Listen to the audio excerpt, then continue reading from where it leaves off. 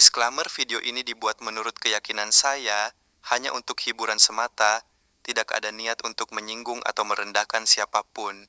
Kurang lebihnya mohon maaf dan selamat menonton. Di sebuah negara antah berantah, entah di bagian bumi sebelah mana, di tahun 6202 sebelum Masehi, di tengah alun-alun kota, sedang digelar persidangan kepada dua orang warga yang berselisih faham. Begitu antusiasnya, warga kota pun ramai berdatangan untuk menyaksikan sidang tersebut. Sidang itu dipimpin oleh seorang hakim, yang memang orang tersebut dikenal sebagai orang yang pandai dan bijak oleh warga kota itu. Pak Hakim pun berkata, "Sidang saya mulai. Kalian berdua coba jelaskan kepada sidang ini perkara apa yang membuat kalian berdua ada di persidangan ini. Saudara A, coba Anda dulu sampaikan."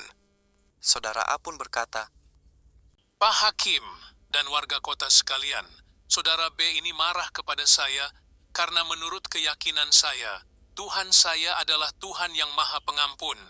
Jadi ia pasti akan mengampuni kesalahan saya dan dosa-dosa saya semasa saya hidup di dunia, dan jika nanti di akhirat saya akan masuk ke neraka, maka Tuhan saya akan menolong dan menarik tangan saya untuk dipindahkan ke dalam surga. Saudara B, benar begitu? Tidak benar, Pak Hakim dan warga sekalian. Justru saudara Allah yang marah kepada saya, karena saya berkata, menurut keyakinan saya, Tuhan sayalah yang nantinya akan menjadi juru selamat saya dan semua umat. Karena Tuhan saya telah menebusnya dengan pengorbanannya saat di dunia, maka nantinya kelak di akhirat, ialah yang akan menarik tangan saya bila nanti saya akan masuk neraka. Ia akan menggandeng saya masuk bersama ke dalam surga. Hakim sambil merenung sejenak dan berkata, Baiklah kalau begitu menurut keyakinan saya sebagai hakim. Untuk kalian berdua, tolong tunjukkan kepada sidang ini dan warga kota yang menyaksikan bukti saksi, foto atau rekaman video dari CCTV di akhirat. Kalau Tuhan yang kalian yakini menarik tangan manusia yang akan dimasukkan ke dalam neraka dan memindahkannya ke surga. Setelah hakim itu selesai mengucapkan kata-katanya tersebut, sontak seluruh pengunjung sidang pun tertawa terbahak-bahak. Ada yang memukul kursi tempat duduknya, ada yang berguling di lantai, bahkan ada yang sampai mengeluarkan air mata saking lucunya ucapan Pak Hakim. Setelah lama ditunggu, kedua orang ini pun terdiam dan tidak bisa memberikan bukti. Hakim pun memutuskan dan berkata, Karena dari kalian tidak bisa memenuhi permintaan sidang ini dengan menunjukkan saksi atau bukti, maka persidangan ini dinyatakan batal.